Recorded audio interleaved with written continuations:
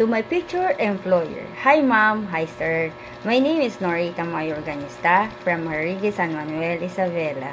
I'm 31 years old and I blessed 11 years old son. Our family is a Catholic. I'm a graduated, high school graduate and vocational baking.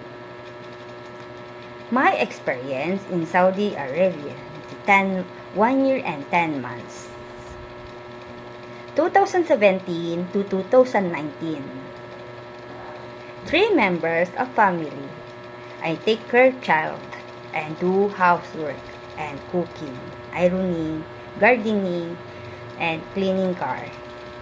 My second experience in Singapore. 2019 and 2023. 6 member of families, including my mom and sir, and 4 child. First is 19, second is 17, the third is 15, and the rest is 2 years old, and the rest is I take care of them. I love cooking, and I love to playing of the child.